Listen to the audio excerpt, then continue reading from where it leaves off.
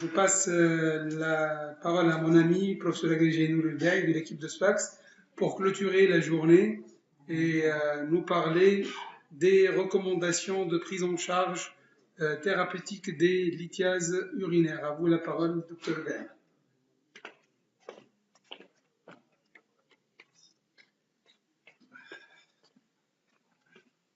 Merci Siamine, effectivement de l'équipe de SPAX, tout à fait.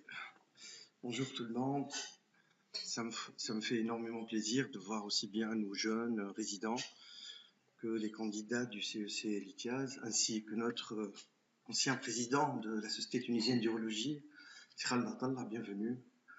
Si vous êtes Sinouira, nos maîtres, nos amis, ça fait énormément plaisir de vous retrouver parmi nous. Je sais que cette journée était longue pour vous, certainement. On me donne toujours le chapitre recommandations ces derniers temps. Certainement, ces recommandations, vous les avez vues durant toute la journée de façon longitudinale. Donc, je vais être vraiment concis dans ma présentation. Je vais essayer de voir un peu, de survoler un peu superficiellement les recommandations concernant la prise en charge des lithiases urinaires. Voilà. Donc, comme vous le savez, la prise en charge de la lithiase urinaire pose toujours un problème. Donc, il y a toujours un problème de prise en charge thérapeutique. Et effectivement, c'est pourquoi on a toujours recours aux guidelines qui nous guident et qui sont, surtout ces dernières années, il y a 10 ans de ça, j'étais à la fin de mon résidenat, il y a un changement perpétuel dans ces recommandations et une évolution dans ces recommandations. Et cela s'explique bien évidemment par le fait de l'évolution de la technologie et la technologie qui intervient maintenant, qui fait partie intégrante de la prise en charge de cette lithiase urinaire. Et donc, les guidelines, aussi bien françaises qu'américaines qu'européennes, évoluent et on essaie de voir un peu ce que ça donne, ces recommandations. Le premier point que j'ai voulu soulever, c'est un point d'ordre pratique. Et on voit bien tous les jours aux urgences, notamment les résidents en urologie, le problème le plus fréquent pour lequel vous êtes confrontés, c'est de poser un drainage en urgence, notamment lorsque vous recevez un patient ou une patiente qui a un sepsis, une obstruction avec une infection en amont, ou alors un patient anurique du fait de sa pathologie calculeuse. Et donc, toujours, il y a cette question qui revient, on va le drainer, quel mode de drainage? Faut-il préférer le drainage endo-urologique par la montée de sonde, qu'elle soit urétérale ou sonde de Gigi, ou alors piquer directement le rein par une néphrostomie percutanée. Certes, il y en a des cas où le choix est vraiment orienté vu les conditions du malade, vu les conditions de l'homéostasie, de TP, TCA, de plaquettes, de sepsis, de disponibilité de matériel.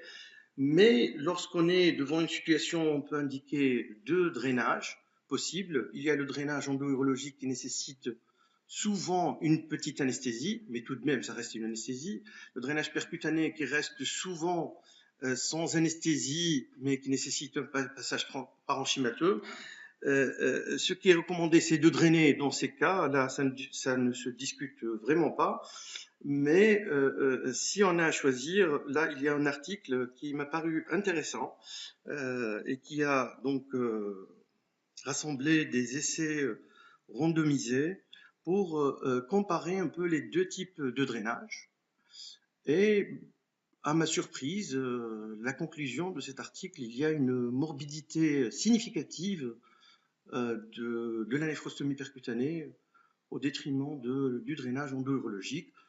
Honnêtement, il y a toujours un bon sens. Il y a des cas où on préfère, sur le plan pratique, on préfère la montée de sonde urétérale, du moins dans nos centres où on ne dispose pas de matériel qui nous permet au bloc opératoire ou même dans le service de poser nous-mêmes la néphrostomie. Donc on dépend du radiologue. La disponibilité du radiologue n'est pas toujours, c'est pas toujours le cas que le radiologue est disponible ou qu'il est vraiment compliant pour vous accepter la néphrostomie. Ça, c'est des choses d'ordre pratique que vous connaissez. Donc, avec toute subjectivité, je pense que lorsque le risque est mesuré de la prise en charge par traitement neurologique, je dis bien le risque anesthésique, je pense que la montée de sonde reste tout de même le mode de drainage qu'on préfère, du moins nous, urologues. Alors, pour l'alcalinisation des urines, je vous ajoute rien, c'est juste des choses qui m'ont paru, quand j'ai revu la littérature, qui m'ont paru très intéressantes, qui doivent sortir à la conclusion de cette journée. Il faut toujours, c'est vrai, c'est bien d'avoir indiqué une alcalinisation des urines, surtout devant des calculs d'ordre urique, mais faut-il insister sur cette surveillance du pH urinaire qui est recommandée et qu'il faudra vraiment surveiller par le patient lui-même, par des bandelettes à des différentes à des différentes parties de la journée ou même en soirée pour s'assurer que bel et bien les urines sont bien alcalinisées. L'autre chose, c'est que on sait bien que la tempsulosine, le messire, le messire est très bien indiqué en matière de lithiase urétérale, surtout basse. Ça, on l'a appris, je trouve, dans les recommandations. Moi qui lis de moins en moins les recommandations, puisque je prends de l'âge, avec la canisation, il indique, les recommandations disent qu'il faut indiquer la tempsulosine dans les cas où on a des calculs urétéraux de grande taille. Alors, de grande taille, on sait bien que c'est plus de 5 mm, mais on ne va pas s'empêcher aussi pour les calculs de moins de 5 mm. Ça permet, vous le savez bien, un relâchement de la musculature lisse, du moins du bas urétère, et permet ainsi une élimination des calculs. Pour la lithotritie extracorporelle, les choses à rappeler, c'est surtout s'assurer de la stérilité des urines. J'ai eu une anecdote, je vais vous la raconter. Il y a 2 ou 3 mois, il y a une étudiante en 4e année qui a fait l'urologie cette année, qui m'appelle, elle était à Sousse, elle me dit, sur mon propre téléphone, je ne la connais pas, elle me dit, monsieur, s'il vous plaît, je vais vous demander quelque chose, je sais c'est urgent, allez-y. Elle me dit que maman va passer une lithotritie extracorporelle, elle est venue, je pense, du nord-ouest, dans une ville du centre de... Oh, j'ai dit, c'est Sousse. Et donc, elle va passer sa lithotritie. Elle me dit, vous avez bien dit dans vos cours qu'il faudra bel et bien, et vous avez insisté sur le fait de faire une analyse d'urine avant la lithotritie, mais là, maman, là, dans une demi-heure, va passer sa lithotritie extracorporelle, mais on ne lui a jamais demandé de CBU. Bon, j'étais un peu vexé parce que j'allais tout annuler par mon intervention. Bon, je lui ai expliqué que je lui soufflais dans l'oreille que vraiment, il faudra vraiment faire attention et qu'il faudra faire une analyse d'urine. Et vous savez bien qu'il y en a même des affaires en justice en matière de lithotritie qui ont mal tourné lorsque on n'a pas de CBU négatif au préalable. Donc, c'est très important d'avoir une stérilité des urines. Ça paraît très banal, mais tout de même, il faut le rappeler. Il faut absolument des urines stériles pour faire une séance de lithotritie.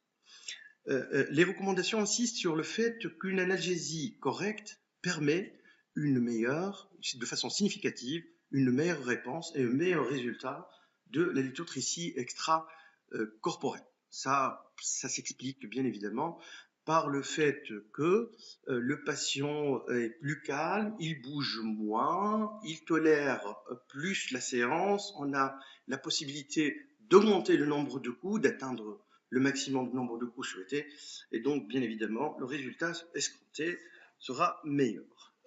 Le contrôle échographique est également conseillé, recommandé, actuellement, mis à part Sfax. Je pense que partout, les appareils sont neufs et sont munis d'un appareil, donc d'une sonde d'échographie qu'on peut, avec l'appareil, on peut repérer avec la fluoroscopie le repérage échographique du calcul, notamment les calculs radiotransparents. Je ne vais rien vous ajouter concernant l'urétéroscopie. Juste deux petits mots concernant l'endoprothèse qui n'est pas systématique, ça a été certainement traité au cours de la journée.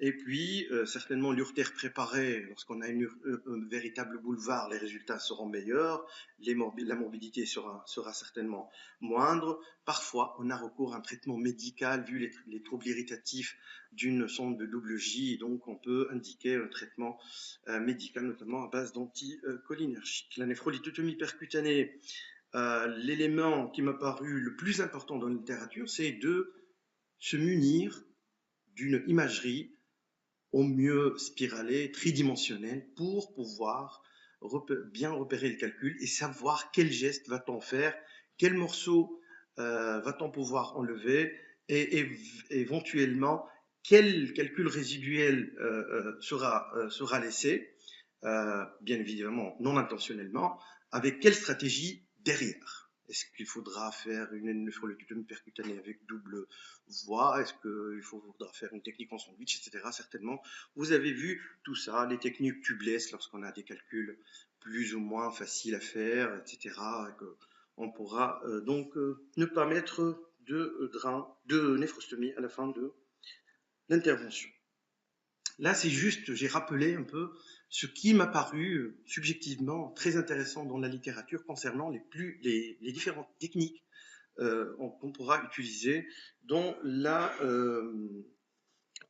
prise en charge de la lithiase. Un dernier mot avant de passer en revue rapidement les principales recommandations, c'est que pour la NLPC que je viens de montrer tout à l'heure, je n'oublie jamais ce que nous a dit il y a quelques années Pierre Connor lorsqu'il a fait son fameux séminaire sur la néphrolithotomie percutanée.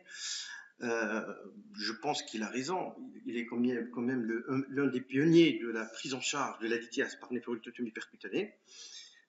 Il a dit que si on n'a pas une très bonne imagerie, et si on n'a pas un radiologue qui serait disponible le samedi à 23h pour venir faire une embolisation, le cas échéant, il ne faut pas faire de NPC. C'est vrai, c'est un peu anecdotique, c'est un peu caricatural, c'est un peu exagéré, mais c'est dire que c'est une technique à pratiquer lorsqu'on est muni de toutes les garanties, du moins lorsqu'on a un saignement artériel qui certes est inférieur à 1% des cas, mais lorsqu'on a un saignement qui nécessite embolisation, il ne faut pas être embêté, il faut avoir un référent qui viendra faire cette embolisation. Je n'ai pas personnellement l'expérience particulièrement de la néphrolithotomie percutanée par quelques cas errants qu'on a réalisés, mais j'ai appris ce dogme et je pense qu'il a bel et bien raison. Pour la lithiase urétérale non obstructive, faut-il montrer qu'elle est non obstructive? Il y a certainement toujours un certain degré d'obstruction. Alors, ce qui sort des recommandations, c'est que la lithiase urétérale de petite taille, il faut bien évidemment tenter le traitement médical, vous le savez tous. Et puis, pour les lithiases supérieures à 0,5 cm, il faut associer la tamsulosine, mais comme je vous l'ai dit tout à l'heure, moi j'en suis convaincu, du moins pour les calculs de base urtère, qu'ils soient petits ou grands, il faut associer la tamsulosine, parce que même si le calcul est petit, vous savez que le passage au niveau de la jonction urétéro-vésicale, ça crée une inflammation, c'est une zone assez rétrécie, et parfois on a même un calcul de 2 ou 3 mm qui est carrément bloqué, et dont le patient peut souffrir grandement. Donc voilà, pour ces calculs lithiase urétérale, ça c'est un algorithme assez fade de la prise en charge des calculs des lithiases urétérales.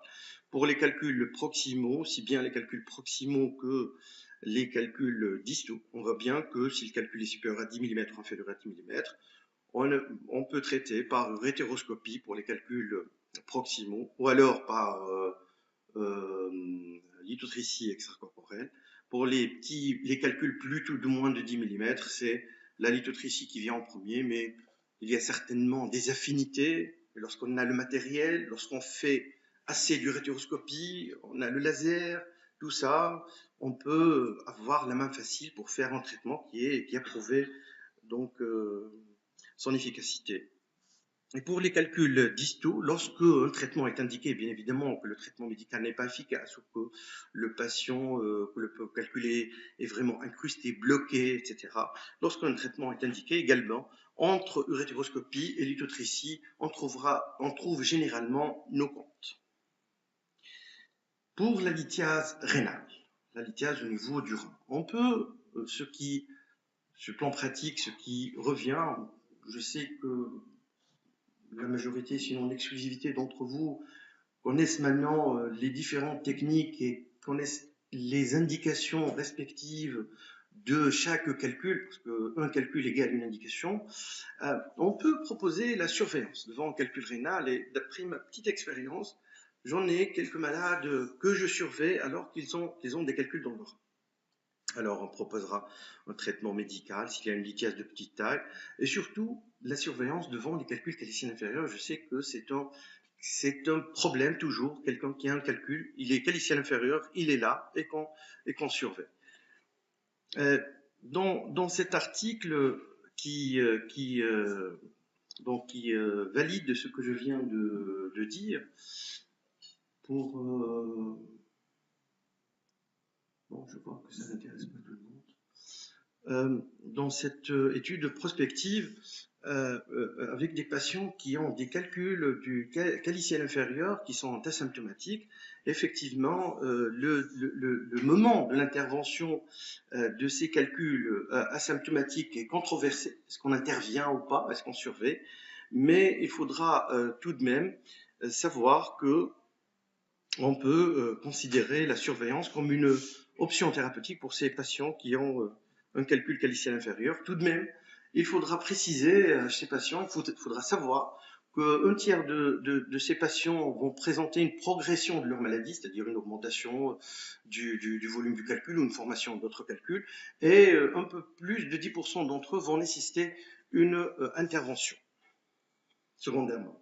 Alors, devant une lithiase rénale, il y a des éléments, je suis désolé, on n'a pas précisé l'article dans lequel on a retiré ces critères, mais ça m'a paru très intéressant. Quand est-ce qu'il faudra envisager un traitement d'une lithiase rénale et les indications de traitement vont inclure plusieurs critères, dont l'évolutivité du calcul, donc s'il a augmenté de volume, etc. Le risque que présente le patient pour former les calculs, est-ce que le calcul est obstructif, est-ce qu'il s'est compliqué d'une infection, est-ce qu'il est symptomatique, est-ce qu'il a une taille qui est supérieure à 15 mm, et pour les lithiases dont la taille est moins de 15 mm, est-ce que, si bien évidemment la surveillance n'est pas une option, la préférence du patient, les comorbidités du patient aussi, et bien évidemment la situation socio-professionnelle. Et l'exemple toujours qui revient dans nos présentations, c'est l'exemple des gens qui travaillent, un commandant de bord, les gens qui travaillent dans l'avion. On ne va pas se permettre à observer un calcul qui a un risque d'immigration alors que le patient peut prendre un vol à n'importe quel moment et travaille toujours, et il est toujours en l'air. Et donc, pour les lithiases, on va cerner les lithiases calicielles supérieures et moyennes, les lithiases calicielles inférieures. Pour les lithiases calicielles supérieures et moyennes, les indications de choix de traitement, pour les lithiases de moins de 1 cm, il faut bien évidemment préférer la lithotricie extracorporelle, mais je comprends parfaitement les gens qui préfèrent l'urétérorhinoscopie, qui ont le matériel, qui sont à l'aise avec ça, qui ont des résultats parfaitement satisfaisants. Donc là, c'est des recommandations, mais on peut faire ce qu'on fait bien. La lithiase entre 1 et 2 cm, c'est toujours la lithotricie ou l'urétérorhinoscopie au choix. Les lithiases supérieures à 2 cm, bien évidemment, il faut préférer la néphrolithotomie percutanée, parfois devant un malade qui a certaines comorbidités ou quand il aimerait bien avoir un traitement mini-invasif. On peut faire la lithotricie, surtout sur le calcul, et il n'est pas si radiopaque que ça. Il est hétérogène, il est il est fragmentable assez facilement. Ou alors une urétéroscopie souple pour les gens qui le préfèrent. Voilà, l'algorithme décisionnel, ça reprend un peu ce que je viens de dire pour les lithiases calicielles supérieures et moyennes. Les lithiases calicielles inférieures, alors, entre 1 et 2 cm, il faudra évaluer les facteurs d'échec de la lithotricie. Aussi pour les calculs, on verra, pour les calculs de moins de 2 cm, on pourra proposer, asymptomatique, on pourra proposer, bien évidemment, la surveillance. Alors, les critères d'échec, les facteurs d'échec, certainement, ça a été bien élucidé au cours de la journée. Donc, juste, j'en rappelle ces facteurs. C'est d'abord l'angle infundubulo-piélique, plus il est aigu, plus le calcul a des chances minimes d'être éliminé, quoi qu'il soit cassé, fragmenté, la longueur calicienne, la distance entre la peau et la lithiase, et puis lorsqu'on a une tige calicielle qui est fine, qui n'est pas large, et surtout si elle est longue, donc les chances d'élimination sont minimes. Et bien évidemment, le type même du calcul, si on a un calcul de webellite ou de bruchite ou de cystine, c'est des calculs qu'on sait bien qu'ils sont des calculs résistants à la LEC, et donc il faudra prendre ces critères en considération pour indiquer un tel traitement ou un autre.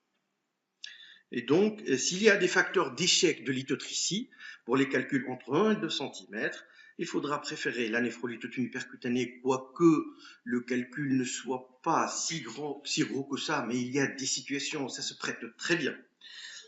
Ou alors l'urétéroscopie souple, si on a la chance d'avoir le matériel.